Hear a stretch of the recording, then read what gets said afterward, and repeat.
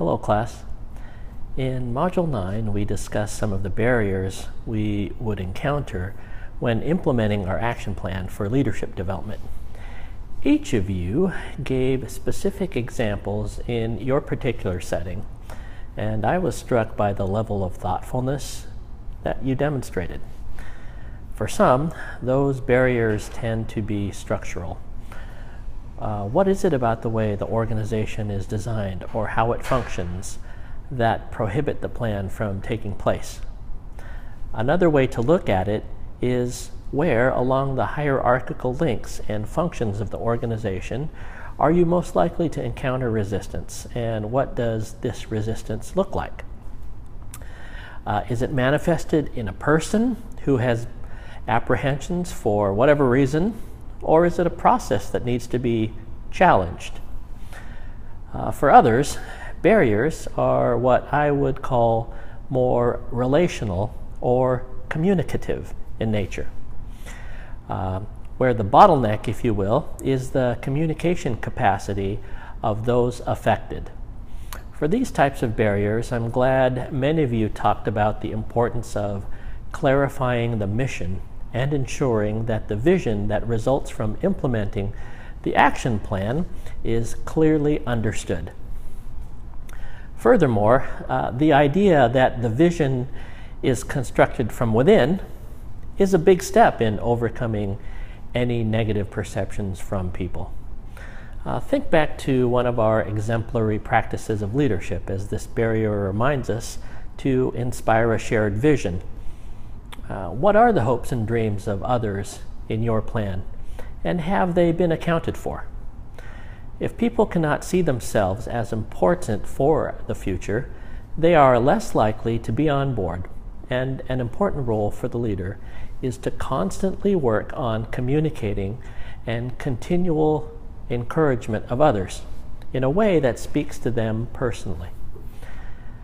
For all the discussion about barriers to executing an action plan, it is the factors that influence the plan moving forward that I find very interesting.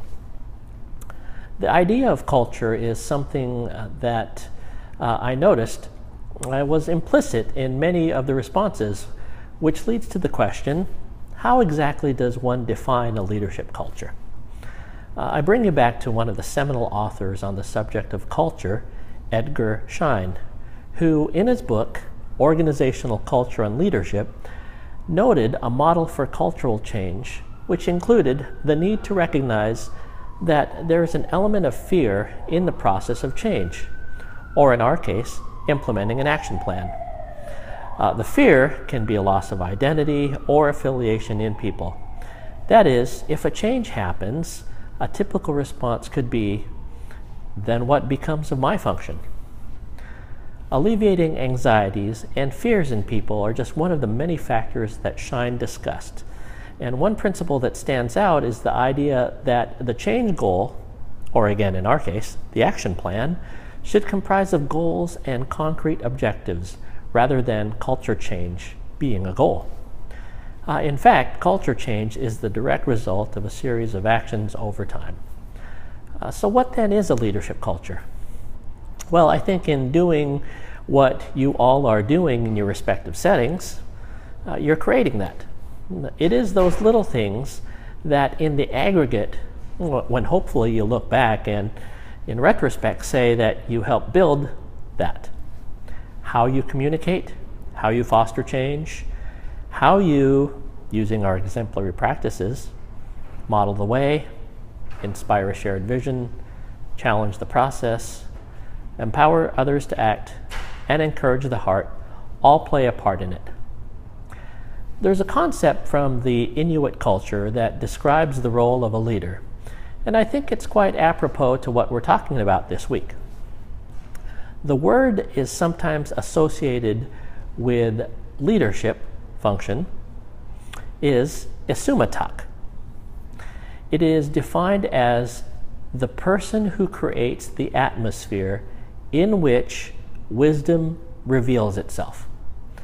Another way it can be said is that it is the person who creates the conditions in which the collective wisdom of the community can flourish.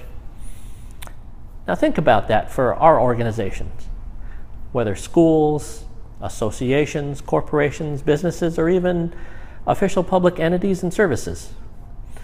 Does your leadership plan account for the wisdom, talent, skills, and energies that exist?